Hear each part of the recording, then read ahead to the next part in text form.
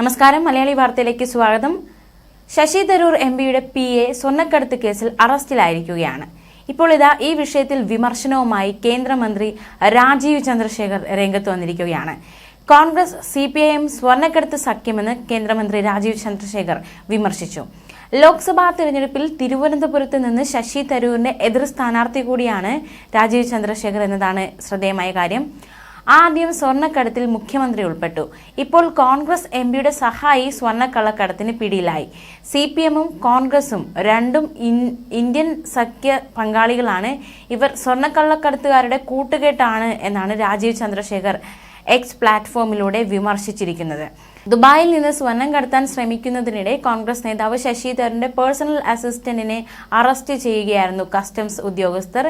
ഡൽഹി വിമാനത്താവളത്തിൽ നിന്നാണ് ശശി തരൂരിന്റെ PA ശിവകുമാർ അറസ്റ്റിലാകുന്നത്. ഇന്നലെയാണ് ഈ സംഭവ വികാസങ്ങൾ അരങ്ങേറിയത്. IGI എയർപോർട്ടിലെ ടെർമിനൽ 3-ൽ നിന്നാണ് ഇയാളെ പിടികൂടിയത്. ഇയാളുടെ കൂട്ടാളികളിൽ ഒരാളിൽ നിന്ന് സ്വർണം മേടിക്കുന്നതിനിടെയായിരുന്നു ശിവകുമാർ കസ്റ്റംസിന്റെ പിടിയിലായത്. വിദേശത്ത് നിന്ന് തിരിച്ചെത്തിയ ആളിൽ നിന്നാണ് ശിവകുമാർ സ്വർണം കൈപ്പറ്റിയത്. 30 ലക്ഷം രൂപ വിലമതിക്കുന്ന സ്വർണമാണ് ഇതെന്നാണ് കസ്റ്റംസ് ഉദ്യോഗസ്ഥർ അറിയിച്ചിരിക്കുന്നത്. പിടിച്ചെടുത്ത സ്വർണത്തിന്റെ ഉറവിടം സംബന്ധിച്ച് ഉദ്യോഗസ്ഥർ ചോദിച്ചു. പക്ഷേ ശിവകുമാർ വിവരം കൈമാറിയില്ല എന്നാണ് സൂചന. എന്തിനാണ് സ്വർണം കൊണ്ടുവന്നത് എന്നതുൾപ്പെടെയുള്ള കാര്യങ്ങൾ ചോദിച്ചു. പക്ഷെ കൃത്യമായ വിവരം നൽകാനോ സ്വർണത്തിന്റെ രേഖകൾ ഹാജരാക്കാനോ ശിവകുമാറിന് സാധിച്ചിട്ടില്ല. സംഭവത്തിൽ വിശദമായ അന്വേഷണം നടത്തുമെന്ന് ഉദ്യോഗസ്ഥർ അറിയിച്ചു.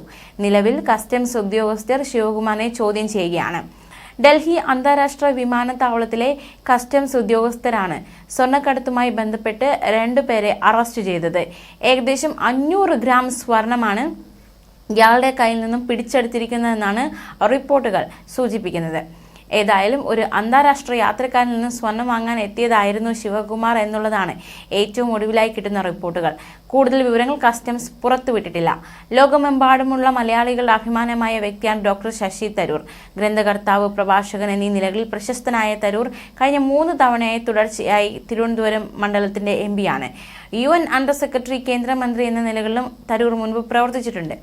അദ്ദേഹത്തിന്റെ PA സ്വർണ്ണക്കള്ളക്കടത്തിന് പിടിയിലാകുമ്പോൾ ഇനി എങ്ങനെയാണ് മുന്നോട്ടുള്ള ആ ഒരു പോക്ക് എന്നതും ഏറ്റവും നിർണായകമാണ്. തീർച്ചയായിട്ടും കോൺഗ്രസിനെതിരെ അടിക്കാനുള്ള ഒരു ആയുധമായി തന്നെ ഇതിനെ പ്രതിപക്ഷം കാണും എന്ന കാര്യത്തിൽ സംശയമില്ല. ഇപ്പോൾ തന്നെ കേന്ദ്രമന്ത്രി രാജീവ് ചന്ദ്രശേഖർ വിമർശനവുമായി രംഗത്ത് വന്നിട്ടുണ്ട്. ഇനി ഈ വിഷയത്തിൽ പ്രതികരണങ്ങൾ വരേണ്ടതായിട്ടുണ്ട്. ന്യൂസ് ഡെസ്ക് മലയാളി വാർത്ത.